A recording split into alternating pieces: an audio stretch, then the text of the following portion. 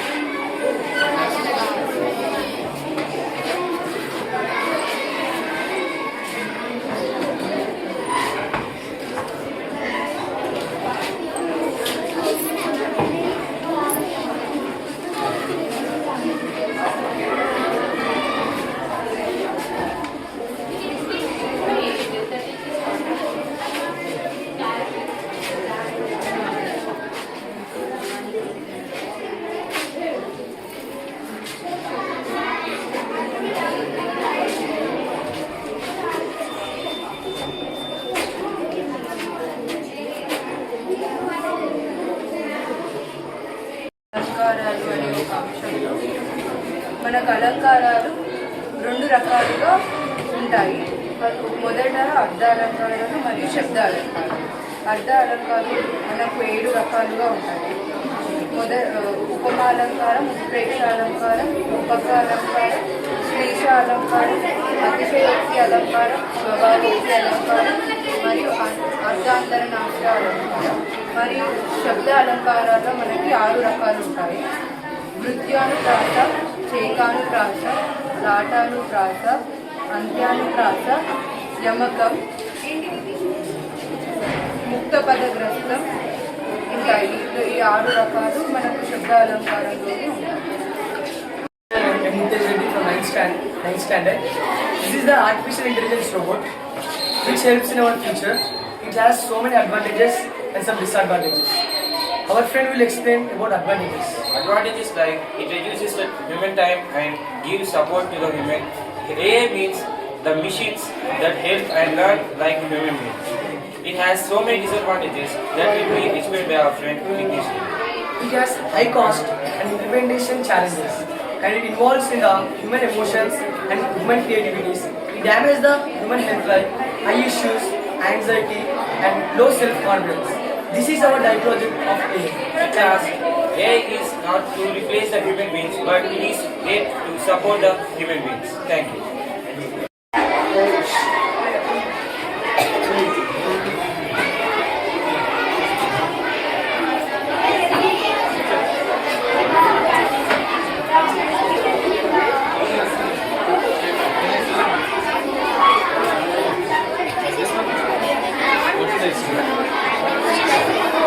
Outside.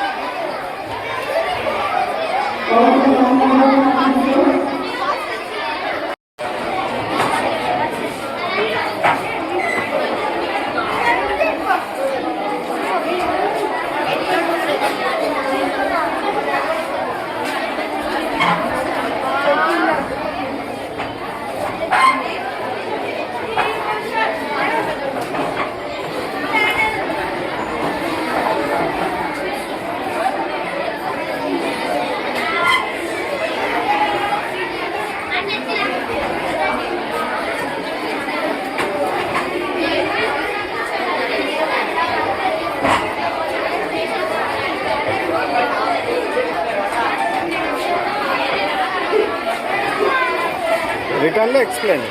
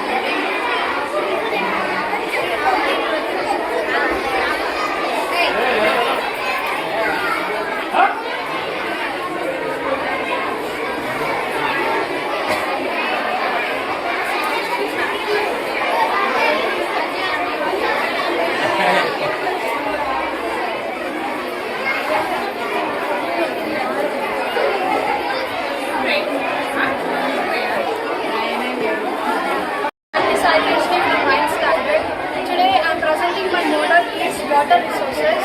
Water is renewable water source and the fresh water is very limited. Over about 25 to 2.5% of water on Earth's surface is fresh water. First I go with rainwater. Rainwater is formed through the water cycle. Only the purest form water is rainwater. It is very essential for us. Next, bore water. Bore water is driven by bore machine. When we drill it, the water will come out of the bore. It is used for irrigation and for cultivation. Well water. Well water is used in the rural areas. In olden days, they used the well water. Nowadays, they are not using.